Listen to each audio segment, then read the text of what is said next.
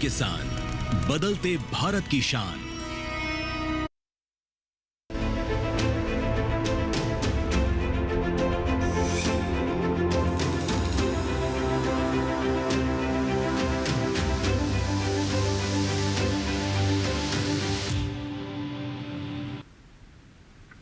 नमस्कार, आप देख रहे हैं दूरदर्शन किसान। मौसम खबर में आप सभी का स्वागत है। मौसम खबर में जानेंगे हम अगले 24 से 48 घंटों के मौसम का हाल, यानी अगले 2 दिनों में मौसम कैसा रहने वाला है वो हम आपको बताएंगे। साथ ही वायु गुणवत्ता की जानकारी देंगे और भी बहुत कुछ मौसम से जुड़ी जानकारी आपको मिलेगी मौसम खबर में। लेकिन शुरुआत मौसम खबर की हम करते हैं 5 बड़ी खबरों से। तो सबसे पहले नजर डाल लेते हैं, पहली खबर हमें जम्मू कश्मीर से मिल रही है, जहां कहीं कहीं बरसात की संभावना जताई जा रही है। ये खबर हमें जम्मू कश्मीर से मिली है। अगली खबर हमें उत्तराखंड से मिल रही है। इक्का दुक्का हिस्सों में बारिश का अनुमान उत्तराखंड में जताया जा रहा है। लगातार हम बड़ी खबर आपको बता रहे हैं। उप हिमालय पश्चिम बंगाल से खबर मिल रही है, कहीं कहीं छाएगा घना कोहरा। ऐसी खबर हमें उप हिमालय पश्चिम बंगाल से मिली और असम से गिने चुने इलाकों में तेज हवाओं के आसार हैं। ऐसी खबर हमें असम से मिल रही थी। मेघालय की बात करें तो यहाँ छिटपुट जगह तेज हवाएं चलेंगी। ऐसी खबर हमें मेघालय से मिल रही है। तो ये तो आपने जानी आज की 5 बड़ी खबरें। अब हम आगे बढ़ेंगे मौसम खबर में और बात करेंगे सर्द अपडेट की। जी हाँ, सर्द अपडेट में हम आपको बताएंगे कि मौसम जो है सर्दी के मद्देनज़र किन किन इलाकों में कैसा है। तो आप देखिए, उप हिमालय पश्चिम बंगाल सिक्किम में जो मौसम है वो आप देख सकते हैं कि यहाँ पर कोई भी किसी भी तरीके की जो है आपको वैसे नज़र बना के रखनी है। लेकिन जो आप ये वाले इलाके देख सकते हैं, ये राज्य जो तमाम राज्य हैं, उत्तर भारत के, पश्चिम भारत के, दक्षिण भारत के, पूर्वी भारत के, यहाँ पर कोई चेतावनी जारी नहीं की गई है सर्दी के मद्देनज़र। लेकिन अगर आप देखें उप हिमालय पश्चिम बंगाल सिक्किम, अरुणाचल, असम और मेघालय, तो यहाँ पर आपको नज़र बनाकर रखनी है क्योंकि यहाँ तेज हवाएं चलेंगी, बारिश हो सकती है गरज चमक के साथ। पूर्वोत्तर भारत की हमने बात करी। तो ये तो आपने जाना सर्द अपडेट। चलिए अब आगे बढ़ते हैं और अब हम बात कर लेते हैं मौसम पूर्वानुमान की। जी हाँ, यानी कि अगले 24 से 48 घंटों में मौसम कैसा रहेगा वो आपको बता देते हैं। आप मेरे पीछे ये मैप देख रहे हैं, इससे शुरुआत करते हैं। गिलगित, श्रीनगर, जम्मू कश्मीर, लेह लद्दाख, हिमाचल प्रदेश, उत्तराखंड, यहाँ कहीं कहीं बारिश हो सकती है। लेकिन पंजाब, हरियाणा, पश्चिमी उत्तर प्रदेश और पूर्वी उत्तर प्रदेश, साथ ही दिल्ली की अगर हम बात करें तो यहाँ पर बरसात नहीं है। ये मौसम का पूर्वानुमान बता रहा है। जो राज्य आप केसरी रंग में देख रहे हैं, यहाँ पर कहीं कहीं बारिश संभव है। लेकिन जो हरे रंग में राज्य आप देख पा रहे हैं, यहाँ बरसात नहीं होगी। चलिए आगे बढ़ते हैं। आप देखें बिहार, झारखंड, ओडिशा, गांगे पश्चिम बंगाल, यहाँ बरसात नहीं है। लेकिन उप हिमालय पश्चिम बंगाल और सिक्किम, साथ ही अरुणाचल में कई जगह बरसात है और असम, मेघालय, नागालैंड, मणिपुर, मिजोरम और त्रिपुरा, यहाँ पर कहीं कहीं बारिश है। यानी पूर्वोत्तर में जो है, पूर्वी उत्तर भारत जो है, यहाँ पर बरसात है अगले 2 दिनों में। और बात करें अंडमान निकोबार की तो यहाँ बारिश नहीं है। साथ ही अगर आप देखें लक्षद्वीप में कहीं कहीं बारिश है, लेकिन तटीय कर्नाटक, भीतरी उत्तर कर्नाटक, तेलंगाना, तटीय आंध्र प्रदेश, रायलसीमा, भीतरी दक्षिण कर्नाटक, तमिलनाडु और केरल, ये वो राज्य हैं जहां अगले 2 दिनों में बरसात नहीं होगी। बात करते हैं अब कच्छ, सौराष्ट्र, दमन दीव, गुजरात, पूर्वी राजस्थान, कोंकण और गोवा, मध्य महाराष्ट्र, पश्चिमी मध्य प्रदेश, मराठवाड़ा, विदर्भ, छत्तीसगढ़, पूर्वी मध्य प्रदेश, यहाँ बरसात नहीं है। लेकिन अगर आप देखेंगे पश्चिमी राजस्थान, तो यहाँ कहीं कहीं बारिश हो सकती है अगले 2 दिनों में। ऐसा मौसम का पूर्वानुमान बता रहा है, वेदर फोरकास्ट कह रहा है। आगे बढ़ते हैं, मौसम की चाल पर नजर डाल लेते हैं, यानी पिछले 24 घंटों में मौसम कैसा रहा है। तो आप देखें हिमाचल प्रदेश, पंजाब में बारिश हुई है। उत्तराखंड और हरियाणा में भी जो है पिछले 24 घंटों में बारिश दर्ज की गई है, यानी इन राज्यों में बारिश हुई है। बात करें अगर हम उप हिमालय पश्चिम बंगाल, सिक्किम, साथ ही मेघालय, असम और अरुणाचल प्रदेश, पूर्वोत्तर के राज्य, तो यहाँ पर बारिश हुई है। पिछले 24 घंटों में बारिश दर्ज की गई है। ऐसी मौसम की चाल बता रही है पिछले 24 घंटों की मौसम की चाल का हाल हम आपको बता रहे थे। तो फिलहाल आपने देखा कि पिछले 24 घंटों में मौसम कैसा रहा है और यहाँ पर अभी वक्त हो गया एक छोटे से ब्रेक का। तो आप कहीं मत जाइएगा, मौसम खबर लगातार जारी है, आप देखते रहिए दूरदर्शन किसान।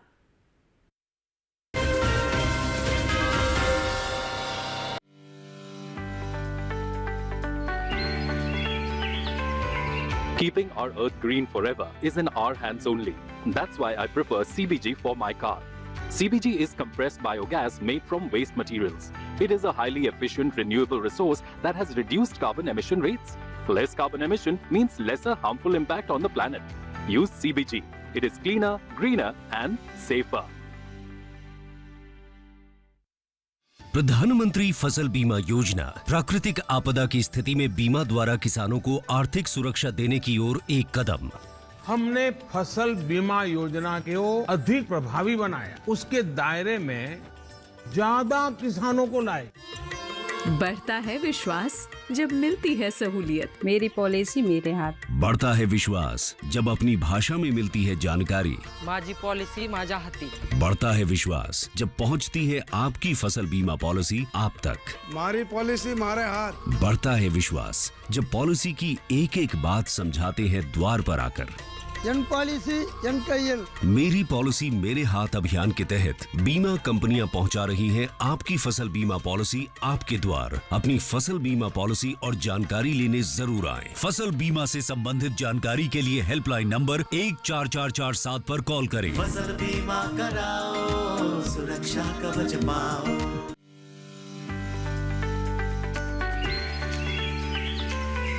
अपनी धरती को हमेशा हरा भरा रखना हमारे हाथ में ही है, इसलिए मैं अपने कार के लिए CBG ही पसंद करता हूँ। ये अपशिष्ट पदार्थों से बनी कंप्रेस्ड बायोगैस है।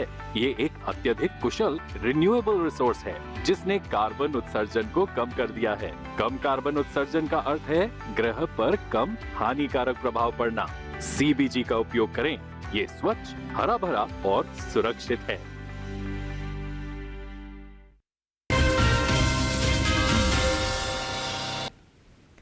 स्वागत है ब्रेक के बाद आप सभी का दूरदर्शन किसान में। आप देख रहे हैं मौसम खबर और मौसम खबर के इस हिस्से में अब हम बात करते हैं तापमान के हाल की।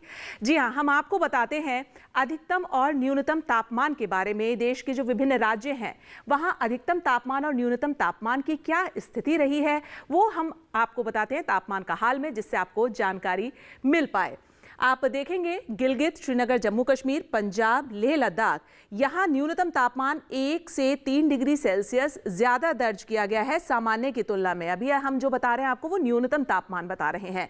और अगर हम नजर डालें गांगे पश्चिम बंगाल, तो यहाँ जो न्यूनतम तापमान है वो 1 से 3 डिग्री सेल्सियस ज्यादा दर्ज किया गया। ये भी सामान्य की तुलना में ज्यादा रहा है न्यूनतम तापमान।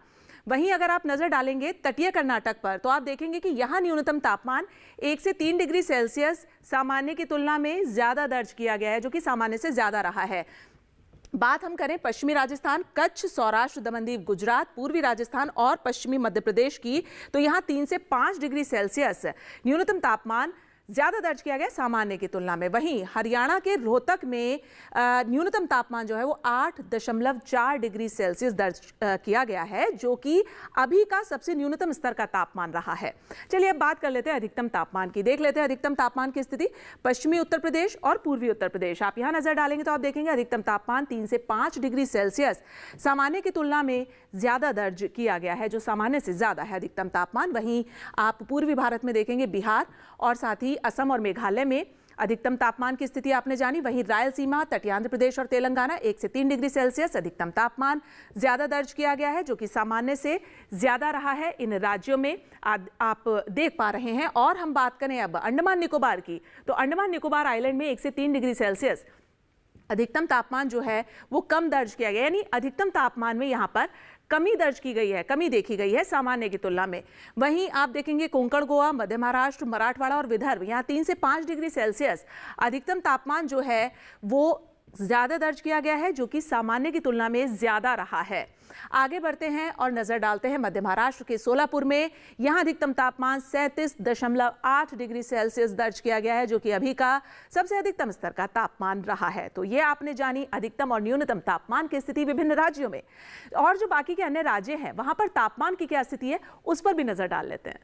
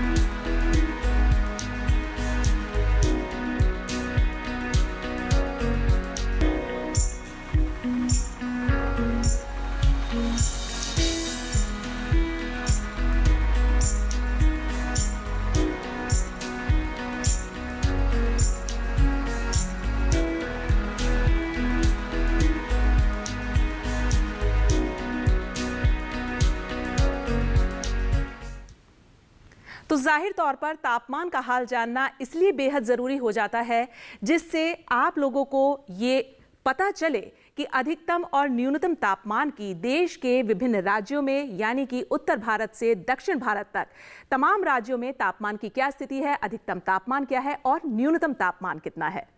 चलिए यहां रुकेंगे हम एक छोटे से ब्रेक के लिए। आप कहीं मत जाइएगा, मौसम खबर लगातार जारी है। आप देखते रहिए दूरदर्शन किसान।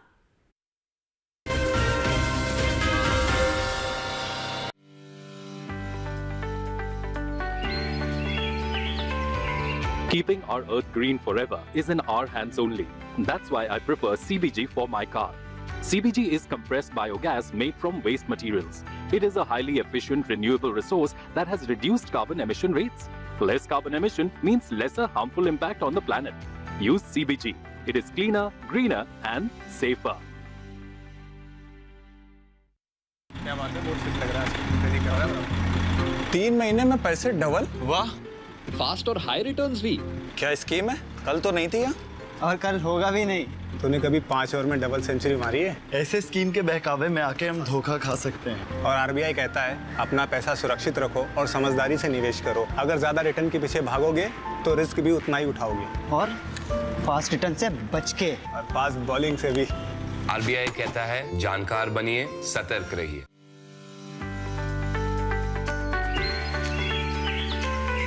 अपनी धरती को हमेशा हरा भरा रखना हमारे हाथ में ही है, इसलिए मैं अपने कार के लिए सीबीजी ही पसंद करता हूँ। ये अपशिष्ट पदार्थों से बनी कंप्रेस्ड बायोगैस है।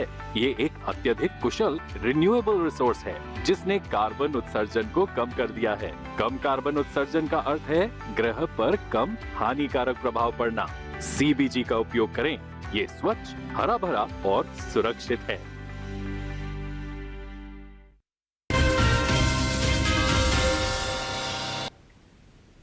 स्वागत है आप सभी का ब्रेक के बाद मौसम खबर में। और मौसम खबर के इस सेगमेंट में अब हम बात करेंगे वायु गुणवत्ता की। जी हाँ, एयर क्वालिटी इंडेक्स के बारे में हम आपको बताएंगे जिससे आपको ये जानकारी मिले कि जो देश के प्रमुख शहर हैं वहाँ की वायु कितनी साफ है, कितनी प्रदूषित है। ये गुणवत्ता, ये क्वालिटी इंडेक्स हम आपको बताते हैं। और शुरुआत करेंगे, आप देखेंगे दिल्ली में 293 दर्ज किया गया है जो कि अच्छा यानी थोड़ा खराब रहा है। अच्छा, बात करें आगे हम लखनऊ की 195 और 195 आप देखेंगे ये भी संतोषजनक स्थिति में रही है गुणवत्ता। बात अगर हम करें पटना की 267 थोड़ी खराब जो है यहाँ दर्ज की गई है वायु गुणवत्ता। आगे बढ़ते हैं, बात कर लेते हैं हम बेंगलुरु की 87 जो कि अच्छी श्रेणी में दर्ज की गई है वायु गुणवत्ता। आगे बढ़ते हैं और डालते हैं अगला शहर पुणे पर नजर। 139 जो कि संतोषजनक श्रेणी में दर्ज की गई है पुणे की वायु गुणवत्ता। वहीं हम बात करें हैदराबाद की 93 गुणवत्ता सूचकांक यानी अच्छा रहा है। हैदराबाद की जो वायु गुणवत्ता है वो अच्छी दर्ज की गई है। आगे बढ़ते हैं कोलकाता 124 जो गुणवत्ता सूचकांक है वो संतोषजनक श्रेणी में दर्ज किया जाता है यानी संतोषजनक रही है कोलकाता की वायु। मुंबई 125 जो कि संतोषजनक श्रेणी में दर्ज की गई है यहाँ की वायु गुणवत्ता। मुंबई पे आपने नजर डाली। आगे अहमदाबाद 147 दर्ज किया गया है यानी यहाँ की भी जो वायु गुणवत्ता है वो संतोषजनक श्रेणी में दर्ज की गई है। तो आपने वायु गुणवत्ता जानी। अब हम आगे बढ़ेंगे और बात करेंगे खेती किसानी की। जी हाँ, खेती किसानी में पर्यटन पूर्वानुमान की अभी हम बात कर लेते हैं। खेती किसानी उसके बाद हम आपको बताएंगे। पर्यटन पूर्वानुमान में आप जानेंगे कि जो पर्यटक स्थल हैं जम्मू कश्मीर का गुलमर्ग आप देखें, यहाँ का मौसम तापमान कैसा है। सोमवार मंगलवार दोनों ही दिन यहाँ बारिश है। बुधवार को यहाँ मौसम मिला जुला है। गुरुवार को गरज चमक के साथ बौछारें हो सकती हैं। अधिकतम तापमान 6 से 7 डिग्री और न्यूनतम जो है वो -2 से -3 डिग्री पर रह सकता है। ये पर्यटक पूर्वानुमान हम आपको बता रहे हैं प्रमुख पर्यटन स्थलों का। आगे उत्तराखंड के मसूरी पर आप नजर डालेंगे तो आप देखेंगे यहाँ पर मौसम मिला जुला है। सोमवार को मंगलवार को खुला है, धूप खिली रहेगी। बुधवार को भी मौसम और गुरुवार को भी मौसम मिला जुला है। अधिकतम तापमान 14, 15, 16 डिग्री पर रहेगा और न्यूनतम जो है वो 6 डिग्री से 8 डिग्री के बीच में रहेगा मसूरी का। यानी न्यूनतम तापमान जो है वो थोड़ा कम जा सकता है। और आपने अधिकतम तापमान मसूरी का देखा कि कुछ मिला जुला सा मौसम रहेगा। अगला शहर उत्तर प्रदेश का वाराणसी। यहाँ आप देखेंगे सोमवार से लेकर गुरुवार तक यानी चारों ही दिन यहाँ पर धुंध छाई रहेगी, कोहरा छाया रहेगा, कुछ ऐसा मौसम रहेगा। अधिकतम तापमान आप देखेंगे 29 डिग्री से 30 डिग्री पर रहेगा और न्यूनतम 12 डिग्री से 13 डिग्री तक जा सकता है वाराणसी का। तो मौसम जो है वो धुंध वाला रहने वाला है। और अधिकतम न्यूनतम तापमान पर आपने नजर डाली कि वाराणसी का अधिकतम और न्यूनतम तापमान कैसा रहेगा। आगे बढ़ते हैं, बात करते हैं हम बिहार के गया की। गया में आप देखें कि सोमवार से लेकर गुरुवार तक चारों ही दिन मौसम यहाँ का भी ऐसा ही रहने वाला है। धुंध छाई रहने वाली है, कोहरा छाया रह सकता है। अधिकतम तापमान 30 से 29 डिग्री और न्यूनतम जो है वो 15 डिग्री से 14 डिग्री और 16 डिग्री तक रह सकता है गया का। तो कुछ ऐसा मौसम और तापमान गया का रहेगा कि मौसम तो थोड़ा धुंध वाला रहेगा, लेकिन अधिकतम और न्यूनतम तापमान आप देख सकते हैं कैसा रहेगा। अब बात असम के सिलचर की करते हैं। सिलचर में जो मौसम है, सोमवार को यहाँ पर मतलब धुंध यानी कोहरा जैसा ऐसा छाया रह सकता है। मंगलवार से गुरुवार तक अगर आप देखेंगे इन तीनों ही दिन, तो यहाँ का मौसम तीनों ही दिन जो है वो मिला जुला रहेगा। अधिकतम तापमान 27 से 28 डिग्री पर और न्यूनतम जो है वो 14 से 15 डिग्री के बीच में रहेगा। तो असम का आपने देखा अधिकतम और न्यूनतम तापमान और मौसम यहाँ का जो है वो थोड़ा धुंध वाला रहेगा। सिक्किम के गैंगटॉक पर नजर डालते हैं। सोमवार से लेकर गुरुवार तक चारों ही दिन आप देख सकते हैं बारिश है गैंगटॉक में और अधिकतम तापमान 10 से 11 डिग्री पर रहेगा, यानी मौसम थोड़ा ठंडा रहेगा। न्यूनतम जो है वो 6 डिग्री पर चारों ही दिन बना रहेगा। गैंगटॉक का आपने देखा न्यूनतम और अधिकतम तापमान और मौसम चारों ही दिन गुरुवार तक बारिश वाला रहने वाला है, यानी यहाँ पर बारिश रहेगी। चलिए अगले शहर पर नजर डालते हैं, तेलंगाना। तेलंगाना के निजामाबाद पर आप नजर डालें तो आप देखेंगे सोमवार, मंगलवार, बुधवार और गुरुवार चारों ही दिन यहाँ का मौसम जो है वो मिला जुला रहेगा, यानी कि धूप के साथ बादल छाए रहेंगे। अधिकतम तापमान 37-38 डिग्री पर रहेगा, यानी थोड़ा गर्म मौसम रहेगा और न्यूनतम जो है वो 18, 19 और 20 डिग्री तक रहेगा। तो ऐसा रहेगा तेलंगाना के निजामाबाद का मौसम, तापमान कुछ मिला जुला। आगे बात करते हैं अब हम तमिलनाडु के ऊटी शहर की। ऊटी शहर पर आप नजर डालें तो आप देखेंगे सोमवार को मौसम यहाँ पे धुंध वाला रहेगा, थोड़ा कोहरा सा छाया रह सकता है, लेकिन मंगलवार से गुरुवार तक तीनों ही दिन मौसम जो है वो मिला जुला रहेगा। धूप बादल कुछ ऐसा मौसम, अधिकतम तापमान 25 से 26 डिग्री और न्यूनतम चारों ही दिन 9 डिग्री पर बना रहेगा। आप देख सकते हैं कि चारों ही दिन जो यहाँ का न्यूनतम तापमान है वो एक समान 9 डिग्री पर बना रहेगा। तो कुछ ऐसा मौसम तापमान ऊटी का आपने देखा। अब अगले शहर पर नजर डालते हैं, महाराष्ट्र के औरंगाबाद पर। औरंगाबाद में आप देखेंगे सोमवार से गुरुवार तक चारों ही दिन चटक धूप खिली रहेगी, मौसम खुला रहेगा एकदम। अधिकतम तापमान 35 से 34 और 36 डिग्री तक और न्यूनतम आप देखेंगे 16 से 17 डिग्री तक जा सकता है औरंगाबाद का। लेकिन मौसम जो है यहाँ का वो खुला रहेगा, यानी धूप खिली रहेगी, धूप छाई रहेगी और थोड़ा मौसम में गर्मी रहेगी, ऐसा औरंगाबाद का मौसम रहेगा।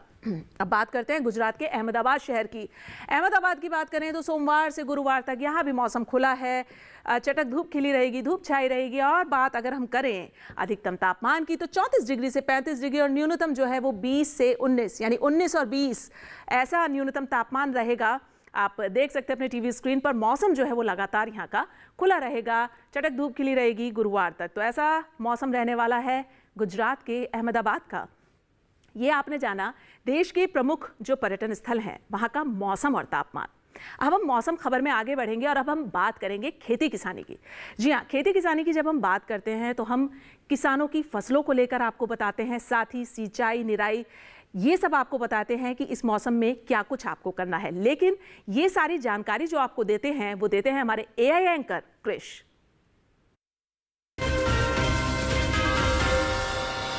नमस्कार, आप देख रहे हैं डीडी किसान। मैं हूं एआई कृष और आज हम हिमाचल प्रदेश और उत्तर प्रदेश में होने वाली खेती किसानी से संबंधित सलाहों के बारे में पूरी जानकारी देंगे। हिमाचल प्रदेश में टमाटर की नर्सरी तैयार करें, किसान शलगम की नर्सरी तैयार कर लें। यहीं फूल गोभी की कटाई कर सकते हैं, साथ ही पत्ता गोभी की कटाई कर लें। हिमाचल में गेहूं के खेत से खरपतवार निकालें। इस समय सेब की खेती के लिए खेत तैयार कर सकते हैं। किसान अनार की खेती के लिए खेत तैयार कर लें। वहीं पालक की तुड़ाई कर सकते हैं। इसी तरह धनिये की तुड़ाई कर लें। साथ ही लहसुन के खेत में निराई और गुड़ाई करें।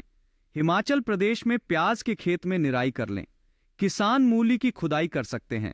इसके साथ ही सरसों के खेत की उचित देखभाल करें। उत्तर प्रदेश में मटर के खेत में सिंचाई कर लें। यहां गेहूं की बुवाई कर सकते हैं। गेहूं के खेत में जरूरी उर्वरक डालें। किसान टमाटर की रोपाई कर लें। साथ ही बैंगन की बुवाई का समय उपयुक्त है। इसी तरह पालक की बुवाई कर लें। उत्तर प्रदेश में कद्दू की बुवाई कर सकते हैं, वहीं चुकंदर बोएं। इसके अलावा शलगम की बुवाई कर लें। यहाँ के किसान मेथी की बुवाई करें। अभी प्याज की रोपाई कर सकते हैं। उत्तर प्रदेश में गाजर की खुदाई कर लें। यहीं मक्के की बुवाई कर लें। मक्के के खेत में जरूरी उर्वरक डालें। इस समय उड़द की बुवाई के लिए समय उचित है। उड़द के खेत में जरूरी उर्वरक का इस्तेमाल कर सकते हैं। इसी तरह कृषि और किसानों से जुड़ी हर महत्वपूर्ण जानकारी के लिए हमारे साथ जुड़े रहिए और देखते रहिए डीडी किसान। और बढ़ते हैं अब आगे मौसम खबर में, और अब हम बात करेंगे आज की फसल की। जी हाँ, आज की फसल के बारे में हम आपको बताएंगे राजमा के बारे में। राजमा एक दलहनी फसल है और इसे पोषण का राजा भी कहते हैं। ये मिट्टी की उर्वरा शक्ति को भी बढ़ाए रखता है और जाहिर तौर पर इसकी जो खेती है वो ठंड के समय में और बारिश के समय में की जाती है। और क्या कुछ खास है आज की हमारी इस फसल में, कैसे आप इसकी खेती कर सकते हैं, देखिए हमारी इस रिपोर्ट में।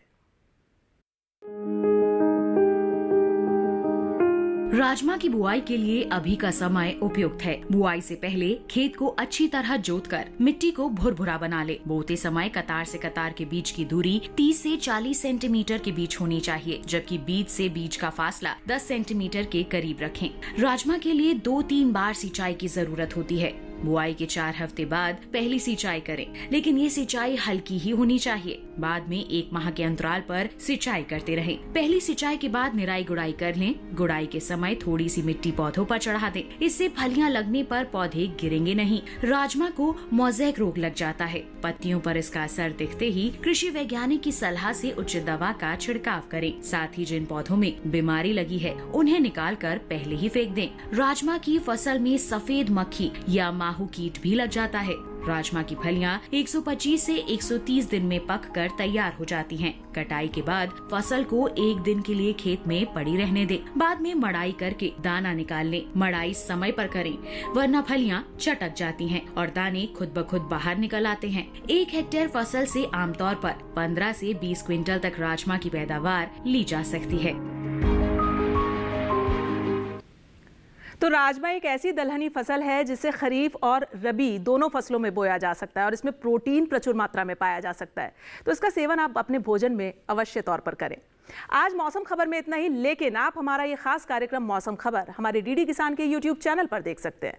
उसके लिए करना आपको ये है, जो QR कोड आपको आपके टीवी स्क्रीन पर दिखाया जा रहा है, आपको इसे स्कैन करना है और आप डीडी किसान के यूट्यूब चैनल पर मौसम खबर देख सकते हैं। तो फिलहाल मुझे दीजिए इजाजत, लेकिन आप देखते रहिए दूरदर्शन किसान। नमस्कार।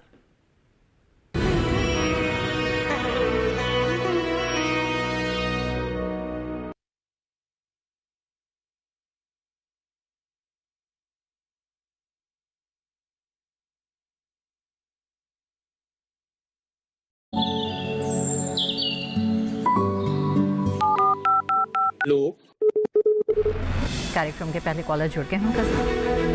इस बीच हमारे पास कुछ ईमेल्स भी आए। सवाल पूछिए अपना। में जो मकान पैदा करेंगे इनमें कौन सी सावधानी बरतनी? गर्म इलाकों के लिए आप HRM 99 इनसे आप कुछ फल ले सकते हैं। जैस्मीन के पेड़ पे जैस्मीन उसको पूरी खुली धूप चाहिए। फसल में कीट लगा हो या कोई बीमारी, पशुपालन में हो कोई दिक्कत या चाहिए कोई जानकारी, फोन उठाइए, नंबर मिलाइए और कहें हेलो किसान। सोमवार, बुधवार और शुक्रवार शाम 6 से 7 बजे सिर्फ डीडी किसान पर। फ्रीडम फाइटर्स की कहानियां दिखाएंगे दूरदर्शन पर हर रविवार सुबह 11 बजे। क्रिश, ट्रिश और बाल्टी boy. Prasar Bharati, in collaboration with IIT Delhi and Software Technology Parks of India, is organizing the DD Robocon 2025 this year as well. In this National Robotics Championship, engineering students will get ample opportunities to showcase their ingenuity and potential. The national selection for this championship will be held on the 12th and 13th of July, and the winning team will get an opportunity to participate in the International ABU Robocon Championship to be held in Mongolia in August this year. So, hurry up. The last date of registration is the 16th of February. For more information, log on to www.ddrobocon.iitd.ac.in.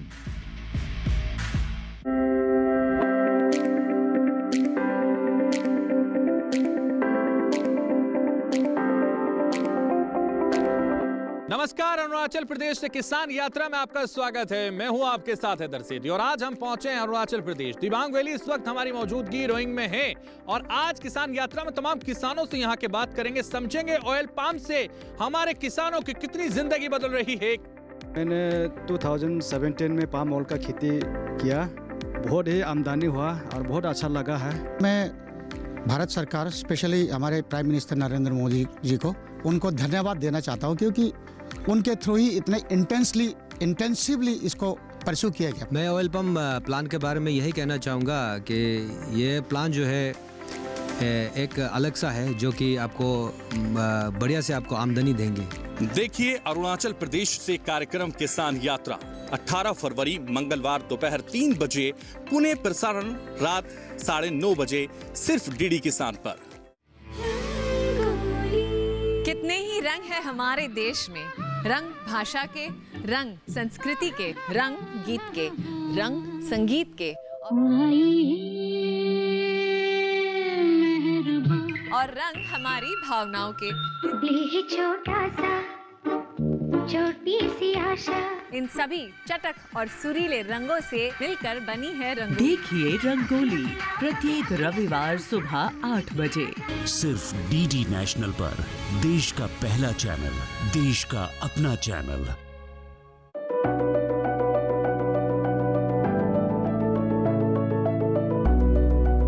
विज्ञान से किसान को हम जोड़ना चाहते हैं, तो lab to land, विज्ञान से किसान, इन दोनों को जोड़ने का ये प्रयास है, ताकि वैज्ञानिक रिसर्च करके जो चीज बनाए अच्छे उत्पादन के लिए, वो सीधे किसानों तक पहुंच जाए और किसान उनका उपयोग करके उत्पादन भी बढ़ाएं और ज्यादा लाभ भी कमाएं।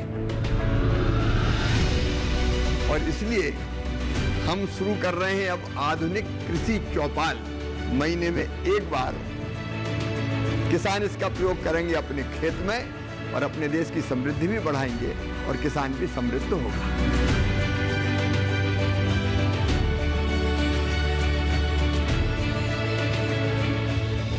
देखिए कार्यक्रम कृषि चौपाल, विज्ञान से किसान तक, हर माह के दूसरे शनिवार को दोपहर 2 बजे, सिर्फ दूरदर्शन किसान पर।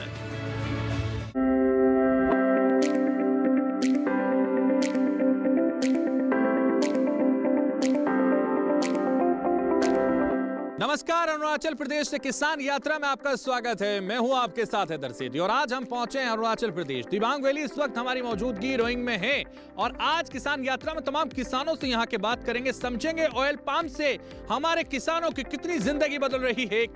मैंने 2017 में पाम ऑयल का खेती किया, बहुत ही आमदनी हुआ और बहुत अच्छा लगा है। मैं भारत सरकार, स्पेशली हमारे प्राइम मिनिस्टर नरेंद्र मोदी जी को, उनको धन्यवाद देना चाहता हूँ, क्योंकि उनके थ्रू ही इतने इंटेंसिवली इसको परस्यू किया गया। मैं ऑयल पंप प्लान के बारे में यही कहना चाहूँगा कि ये प्लान जो है एक अलग सा है, जो कि आपको बढ़िया से आपको आमदनी देंगे।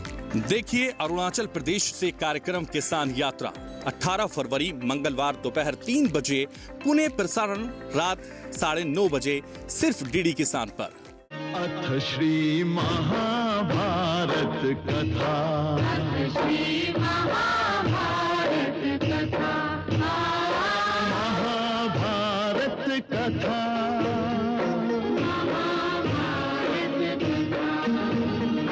कथा है पुरुषार्थ की, ये स्वार्थ की, परमार्थ की, सारथी जिसके बने श्री कृष्ण भारत पार्थ की। शब्द दिग्घोषित हुआ जब सत्य सार्थक सर्वथा, शब्द दिग्घोषित हुआ। देखिए महाभारत सोमवार से शनिवार शाम 5 बजे, पुनः प्रसारण सुबह 10 बजे, सिर्फ डीडी नेशनल पर, देश का पहला चैनल, देश का अपना चैनल।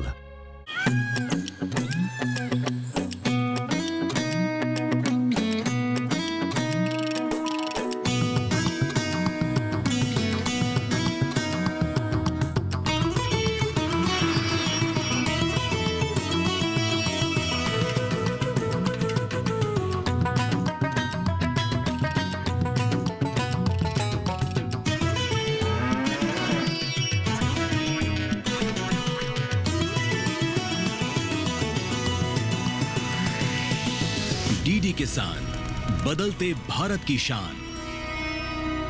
इस कार्यक्रम के प्रायोजक हैं इफ्को, पूर्णतः सहकारी स्वामित्व।